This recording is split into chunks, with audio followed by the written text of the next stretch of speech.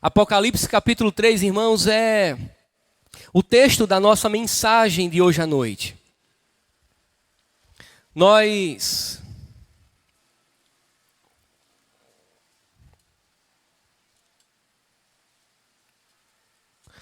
já estamos na nossa quinta mensagem da série Ouvindo a Voz do Espírito, e hoje nós vamos compartilhar a carta do Senhor Jesus à igreja em Sardes.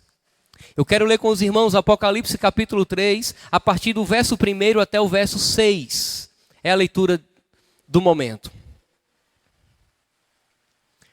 Ao anjo da igreja em Sardes escreve: estas coisas diz aquele que tem os 7 Espíritos de Deus e as 7 estrelas. Conheço as tuas obras, que tens nome de que vives e estás morto. Sê vigilante e consolida o resto que estava para morrer. Porque não tenho achado íntegras as tuas obras na presença do meu Deus. Lembra-te, pois, do que tens recebido e ouvido, guarda-o e arrepende-te. Porquanto, se não vigiares, virei como ladrão, e não conhecerás de modo algum em que hora virei contra ti. Tens, contudo, em Sardes, umas poucas pessoas que não contaminaram as suas vestiduras e andarão de branco junto comigo, pois são dignas. O vencedor será assim vestido de vestiduras brancas, e de modo nenhum apagarei o seu nome do livro da vida. Pelo contrário, confessarei o seu nome diante de meu Pai e diante dos seus anjos. Quem tem ouvidos, ouça o que o Espírito diz às igrejas. Vamos repetir mais uma vez esse versículo 6, que se repete em cada carta que o Senhor envia. Vamos lá todos juntos. Quem tem ouvidos, ouça o que o Espírito diz às igrejas. Querido Deus, mais uma vez oramos ao Senhor, gratos no coração por estarmos aqui mais uma vez, celebrando ao Senhor. Fala aos nossos corações. Ó Deus, transforma a nossa vida, o nosso caráter. E essa mensagem tão confrontadora, que é a tua carta à igreja de Sardes, ó Deus, mais uma vez possa falar conosco. Em nome de Jesus Cristo. Que o Senhor possa nos visitar com graça, poder, iluminando as nossas mentes para entendermos a Tua palavra e que a nossa compreensão venha a ser uma compreensão salvadora, transformadora, ó Deus, em nome de Jesus Cristo, para o louvor da Tua glória. Amém. Amém.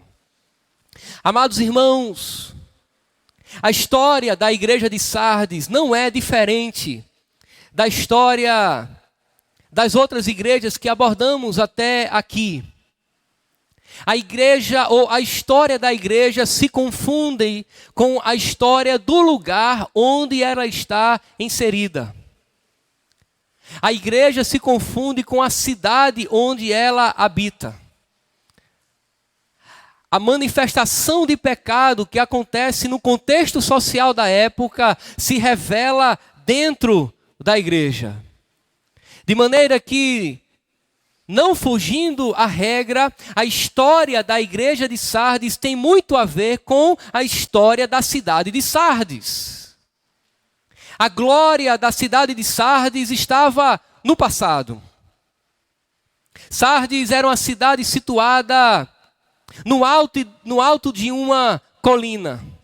Era uma cidade amuralhada e fortificada, sentia-se absolutamente inabalável. Os seus soldados e habitantes pensavam que jamais cairiam nas mãos dos inimigos. Seus habitantes eram orgulhosos, arrogantes e autossuficientes. Mas aquela cidade, irmãos, orgulhosa e autossuficiente, caiu nas mãos do rei Ciro da Pérsia no ano de 529 a.C. Ciro cercou e invadiu a cidade por um buraco feito na muralha, enquanto que os sentinelas dormiam Os sentinelas dormiam, enquanto que o exército de Ciro invadiu aquela cidade, fazendo um buraco na muralha. Mais tarde, em 218 a.C., Antíoco Epifânio dominou a cidade da mesma forma. E isso por causa da autoconfiança e a falta de vigilância dos habitantes da cidade de Sardes.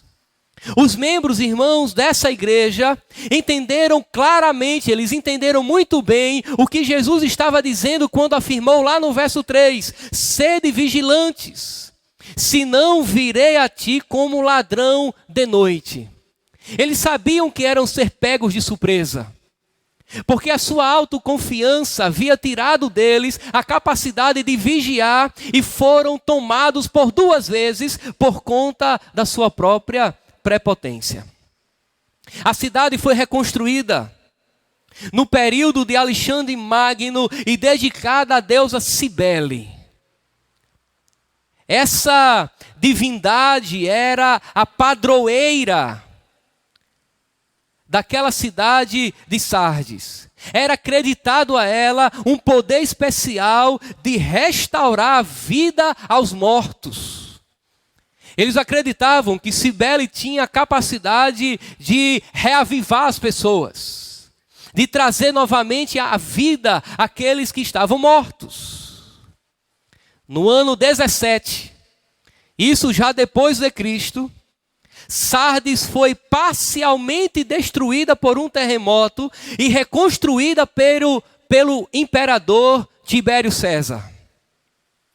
A cidade tornou-se famosa pelo seu alto grau de imoralidade que a invadiu e a decadência que a dominou naqueles anos.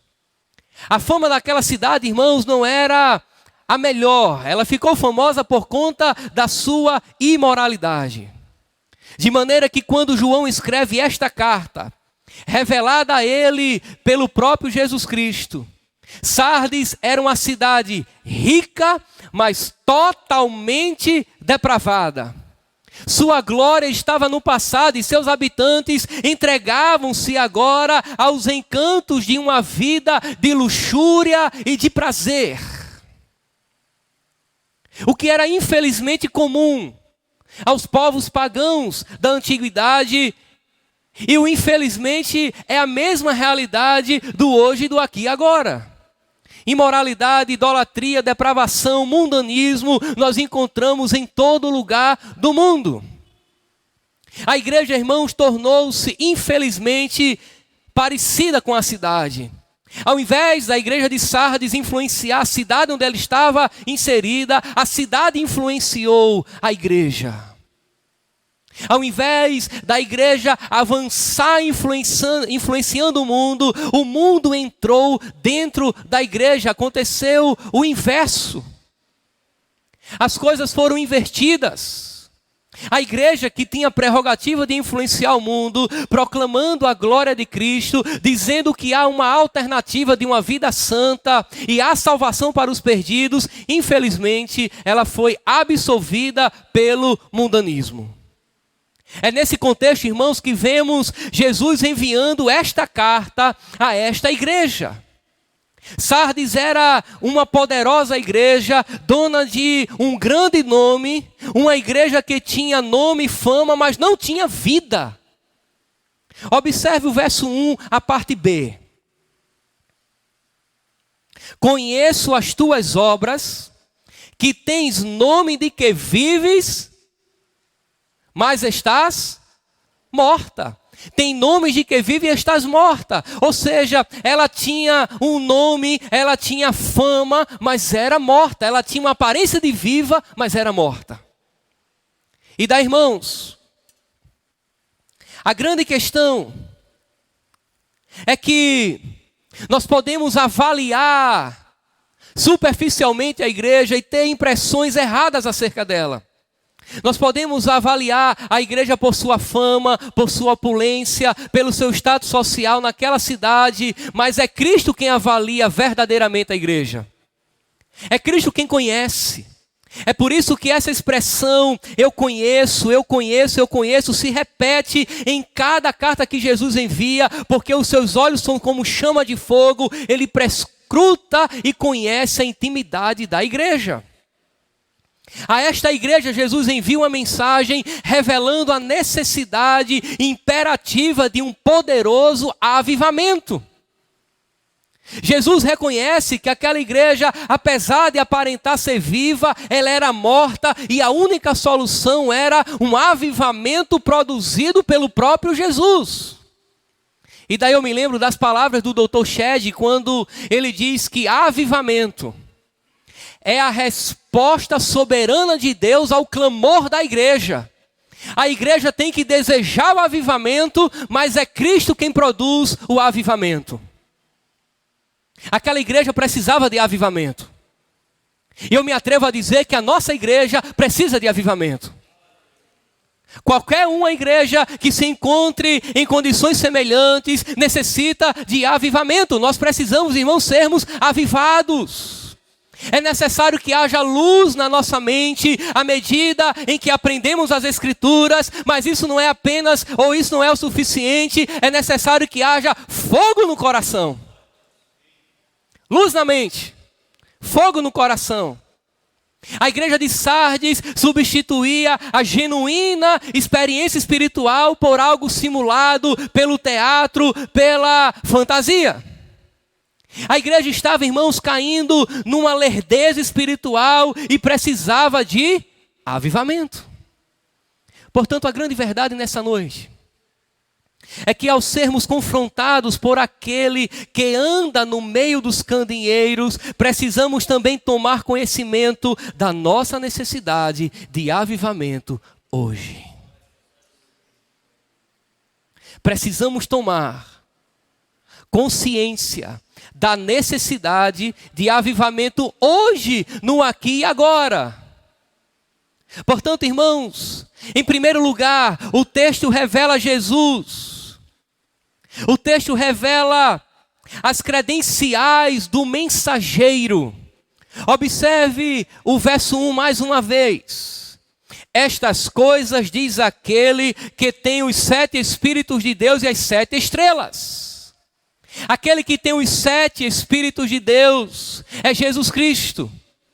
Mas perceba que 7 Espíritos aqui não é literal, é um número simbólico que revela a plenitude do Espírito Santo, e quem tem a plenitude do Espírito é Jesus Cristo, e uma vez que ele tem a plenitude do Espírito, ele pode promover avivamento.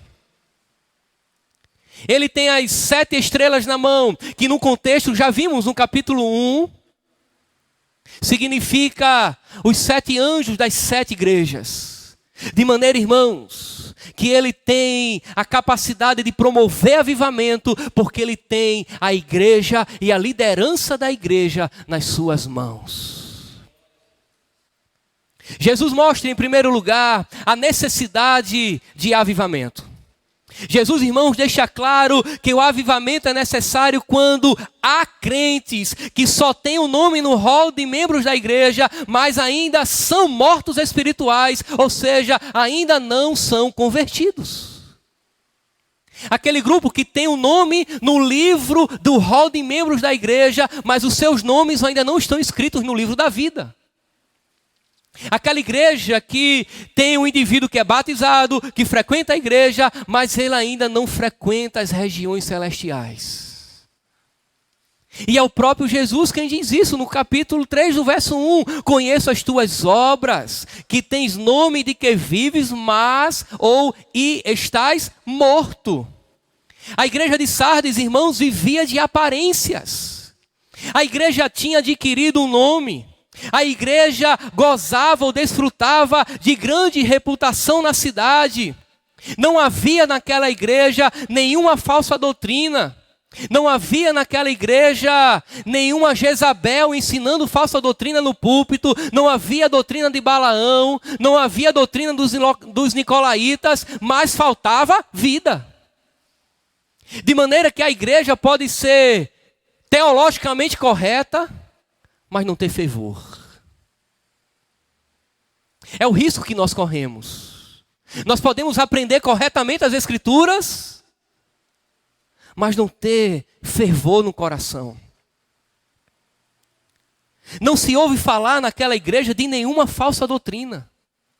Aos olhos dos observadores, parecia ser uma igreja viva e dinâmica.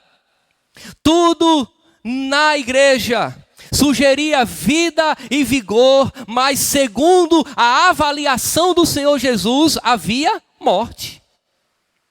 A maioria dos seus membros ainda não eram convertidos. Amados irmãos, o diabo não precisou perseguir essa igreja de fora para dentro. Ela já estava sendo derrotada pelos seus próprios pecados de dentro para fora. A igreja apresentava um jardim cheio de vida, mas era um cemitério espiritual. Era uma igreja que tinha uma visão otimista acerca de si mesma, mas a visão que Deus tinha dela era outra. Uma coisa é como nós nos avaliamos. Uma outra coisa é como Deus nos avalia. Todos a reputavam como uma igreja viva, florescente. Todos, com exceção de Cristo. Quando Jesus examinou a igreja profundamente, disse: não achei as suas obras íntegras diante de Deus. Está lá no verso 2.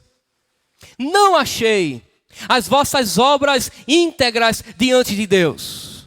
D.A. Packer diz que as igrejas cujos cultos são solenes, mas são como caixão florido, lá dentro tem um defunto. Vou repetir para você. Há igrejas cujos cultos são solenes, mas são como um caixão florido, lá dentro tem um defunto. Você lembra porque Jesus falou com alguns fariseus, lhes chamando de sepulcros caiados, porque por fora eles eram uma coisa, eles aparentavam uma coisa, mas dentro, na intimidade, no profundo, havia morte. O cristianismo da igreja, irmãos, de Sardes era apenas nominal. Os seus membros pertenciam a Cristo apenas no nome, porém não de coração. Tinham fama de vivos, mas na realidade estavam mortos. Amados irmãos, é possível que na igreja haja crentes espirituais em estado terminal. Crentes com seus nomes no rol de membros da igreja, mas não no livro da vida. E daí entenda definitivamente, o pecado mata a vontade de buscar as coisas de Deus. Quando nós pecamos, nós definhamos. Quando nós praticamos as obras do mundo, quando o mundanismo se revela na nossa vida, nós não temos prazer de buscar a Deus, nós não temos prazer de orar, nós não temos prazer de ler as Escrituras, nós não temos prazer de estar em um momento como esse de culto, nós nos escondemos, queremos estar longe de tudo, de todos. Não há prazer na presença de Deus, isso revela morte.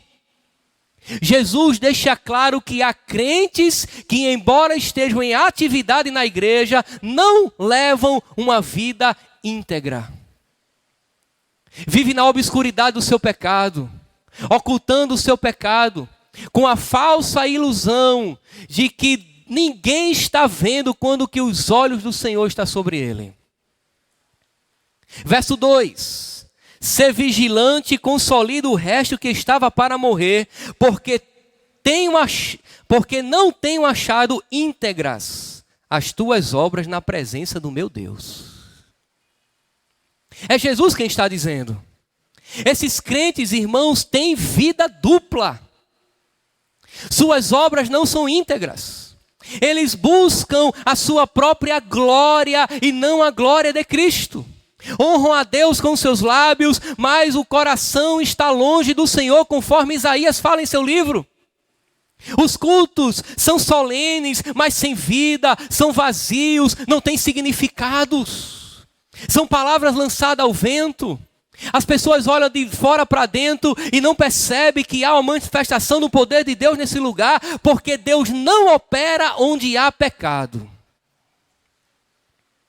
Esses crentes são como os hipócritas que dão esmola, oram, jejuam, entregam dízimo com o fim de ganhar a reputação de serem religiosos. Eles são como os sepulcros caiados. Esses crentes vivem um faz de conta da religião, cantam hinos de adoração, mas a mente está longe de Deus, pregam com ardor, mas apenas para exibir a sua cultura e o seu intelecto. Amados irmãos, Deus quer obediência, Deus quer a verdade no íntimo, na intimidade do seu ser. Você lembra de Caim, capítulo 4 do livro do Gênesis? Caim ofertou a Deus, mas a sua vida e o seu culto foram rejeitados. O povo, na época de Isaías, comparecia ao templo, mas Deus estava cansado de suas cerimônias pomposas, sem o acompanhamento da vida santa. É interessante isso, porque se o meu culto não for acompanhado com a integridade da vida santa, Deus não recebe. Você lembra daquela passagem que Jesus disse: você vem trazer uma oferta, mas tem algum problema com o irmão, deixa a oferta ali do lado, reconcilie-se com o irmão e depois traga a oferta. Por quê? Porque ofertar, trazer o dízimo é uma atitude de adoração, e se há algum problema de relacionamento, Deus não recebe. Pode ser até computado no caixa da igreja, porque a gente não sonda o coração do homem, mas Deus não recebe. Falando à igreja de Sardes, Jesus deixa claro que o avivamento é necessário quando há crentes que estão se contaminando abertamente com o mundanismo.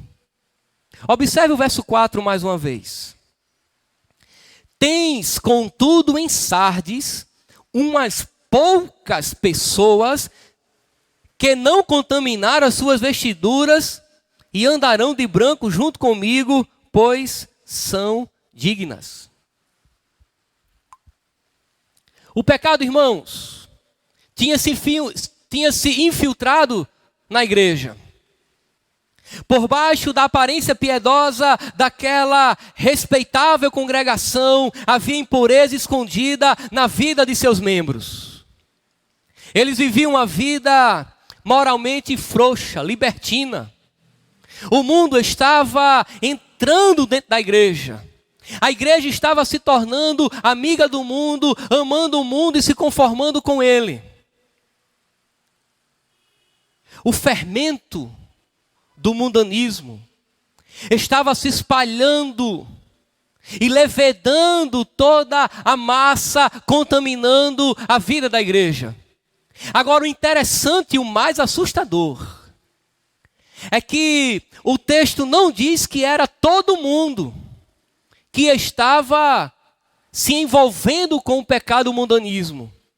Mas o mais assustador é que Jesus diz: tem, contudo, em Sardes umas poucas pessoas. Irmãos, não era todo mundo, mas era a maioria. Os santos eram a minoria. A maioria já havia se envolvido com o pecado, estava absorvendo o pecado. Por essa razão, Jesus mostra a necessidade que aquela igreja tinha de ser avivada. Mas em segundo lugar, Jesus apresenta os imperativos para o avivamento. Segundo Jesus, deve haver uma volta urgente à palavra de Deus. Observe o verso 3 mais uma vez. Lembra-te, pois, do que tens recebido e ouvido, guarda-o e arrepende-te. Eu quero chamar a sua atenção à análise desse texto. Perceba que o texto diz: lembra-te, pois, do que tens recebido, ouvido, guarda-o e arrepende. A pergunta aqui, irmãos, é: o que é que eles ouviram e deviam lembrar, guardar e se voltar? A palavra é clara, a palavra de Deus. A resposta é clara, a palavra de Deus. Eles haviam recebido a palavra, eles haviam ouvido a palavra, eles tinham que guardar a palavra e se voltar à palavra. A igreja, irmãos, tinha se apartado da pureza da palavra. A igreja tinha se distanciado da palavra de Deus. De maneira, irmãos, que o avivamento é resultado dessa lembrança dos tempos do primeiro amor e dessa volta à palavra de Deus. Não há avivamento destituído de um retorno às Sagradas Escrituras. Não há avivamento sem que haja a consciência e o arrependimento de pecado. Não há avivamento quando a igreja não deseja Deus. Eu quero lhe chamar a atenção a algumas palavras aqui no verso 3. E quero ser um pouco mais analítico aqui, e eu espero que os irmãos me entendam e acredito que vão me entender. A palavra lembra-te, no texto grego original, está no presente imperativo.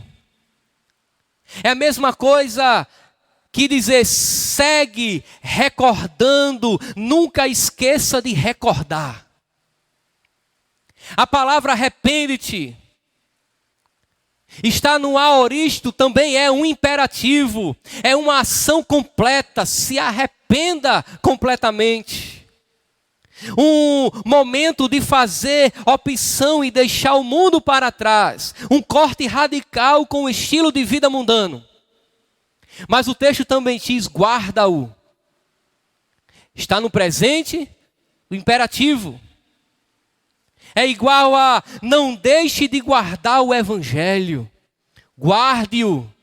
Deixe de ser um crente vacilante que está firme hoje e capenga amanhã. Guarde o evangelho.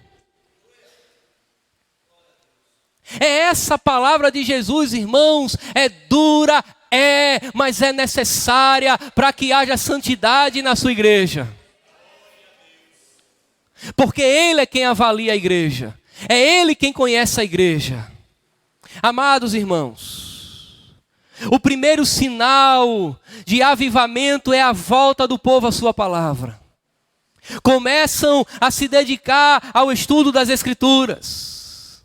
Comecem a se dedicar ao estudo da palavra.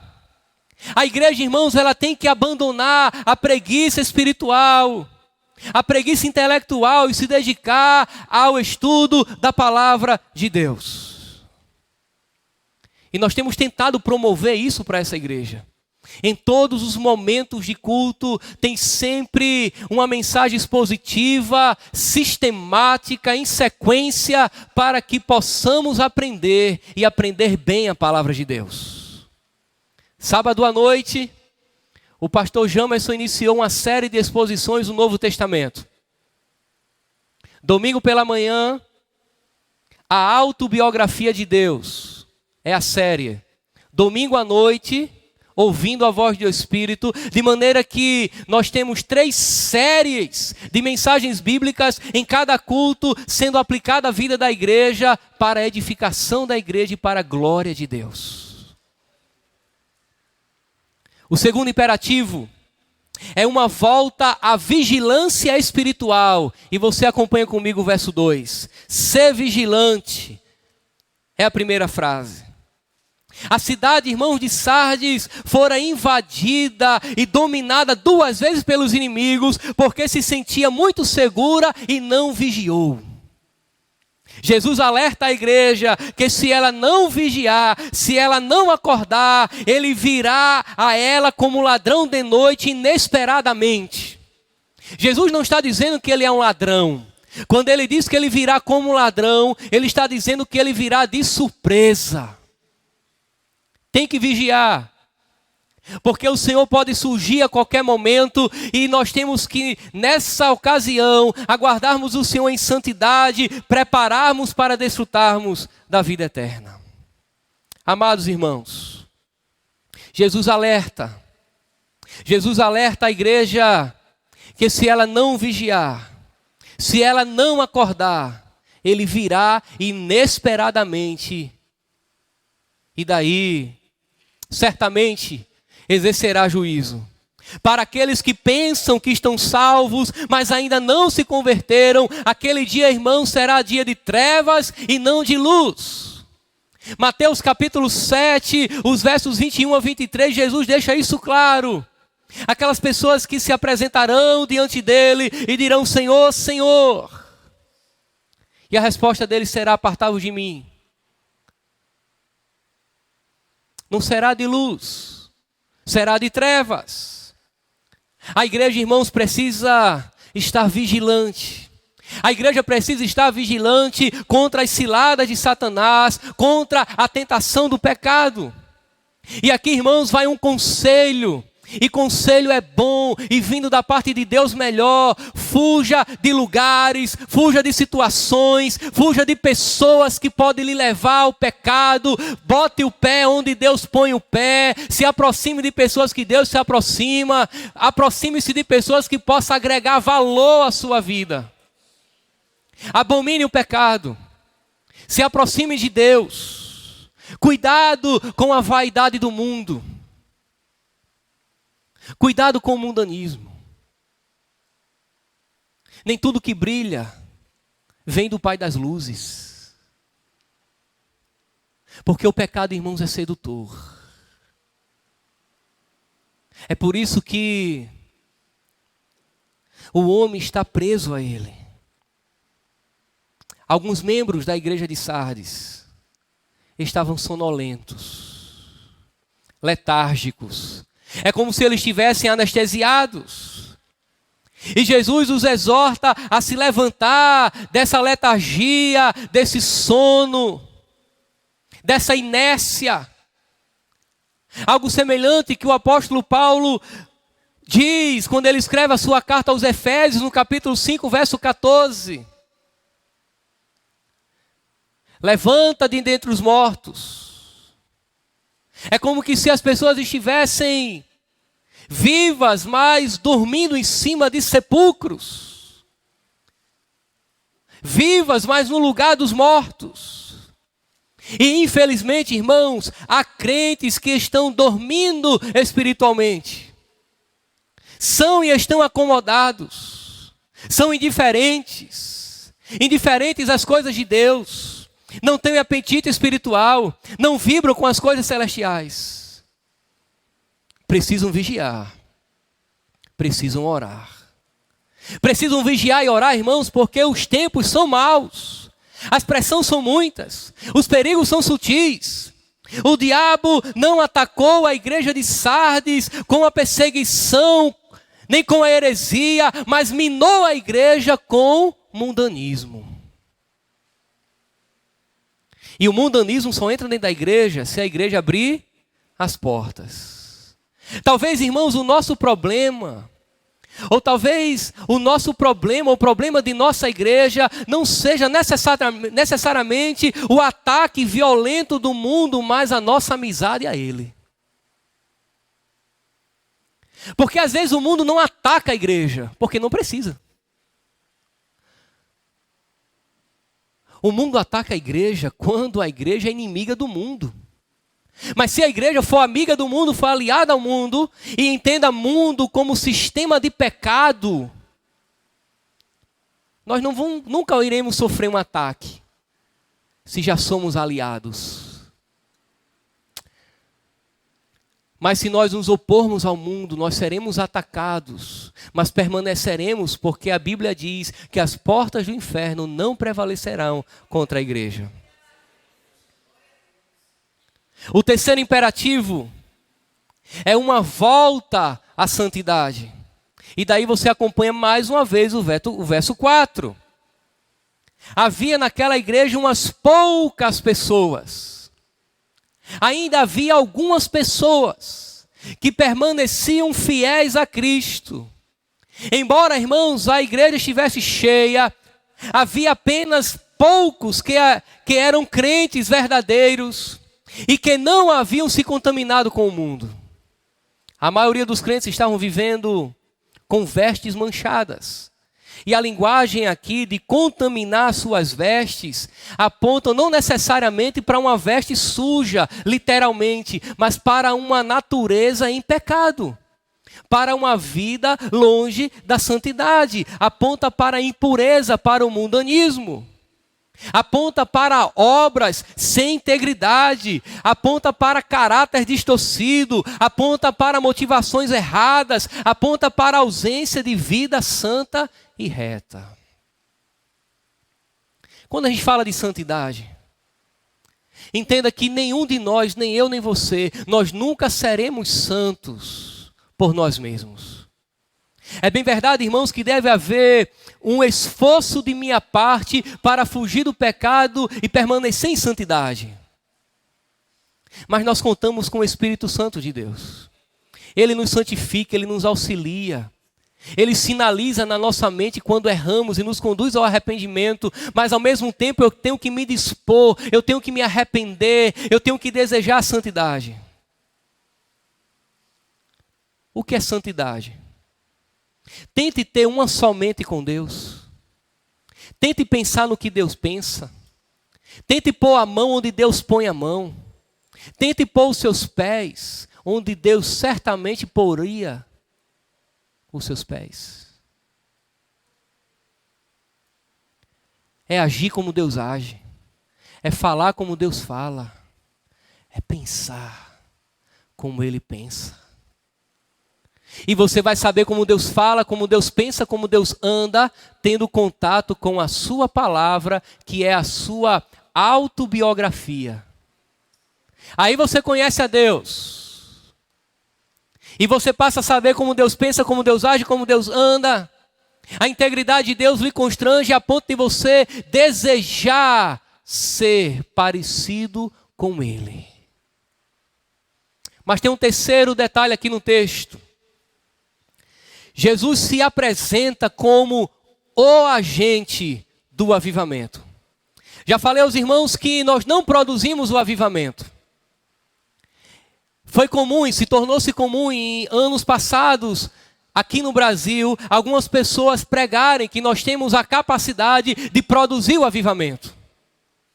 Mas a grande verdade é que nós não temos a capacidade de produzir avivamento. Nós oramos, nós desejamos para que Deus manifeste o avivamento. O avivamento é a resposta soberana de Deus ao clamor incessante da igreja. A igreja pede e Deus soberanamente responde, de maneira que agora Jesus se apresenta como sendo o agente do avivamento. Ele é o agente do avivamento. Ele pode trazer avivamento à igreja por 3 razões. A primeira razão é que ele conhece o estado da igreja. E nós já vimos isso no verso 1. Conheço as tuas obras. E Jesus, irmãos, pode trazer avivamento porque ele conhece a necessidade da igreja. O Senhor Jesus pode gerar vida porque ele conhece o estado da igreja. Ele sabe os pontos positivos, mas sabe também as fragilidades da igreja. A igreja é dele, ele tem nas mãos, ele passa entre os candeeiros. Ele conhece a igreja. Jesus conhece as obras da igreja. Ele conhece a nossa vida, o nosso passado, os nossos atos, as nossas motivações. Mais uma vez, os seus olhos são como chama de fogo, ele vê tudo e sonda tudo. Jesus conhece, irmãos, a nossa igreja melhor do que nós mesmos.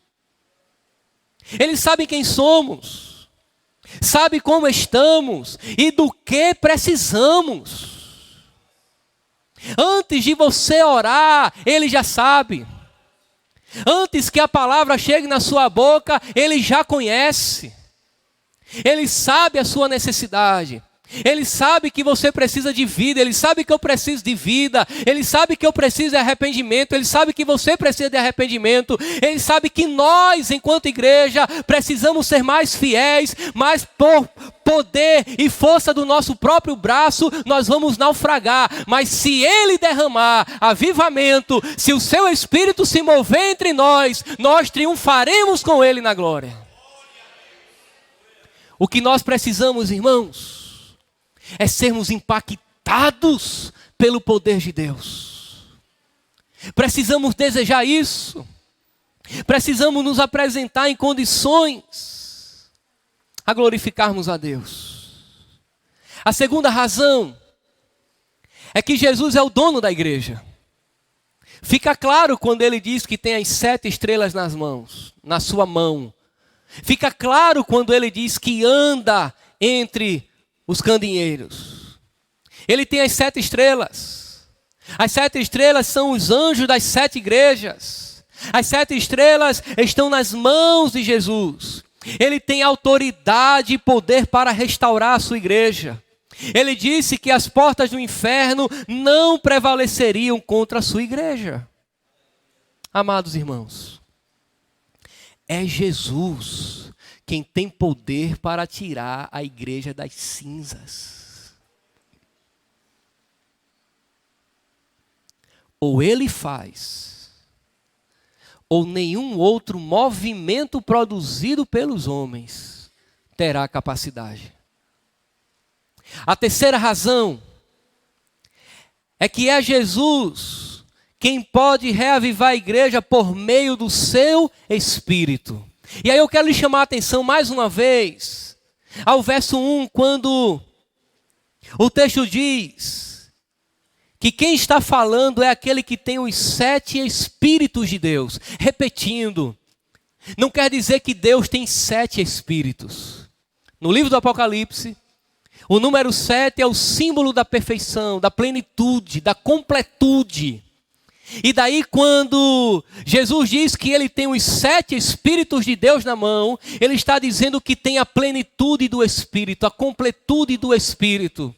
Uma vez, irmãos, que ele é pleno no Espírito, uma vez que ele é completo no Espírito, ele pode dar o Espírito, ele pode promover o avivamento no Espírito, ele pode dar vida no Espírito, ele pode, irmãos, abençoar por meio do Espírito Santo.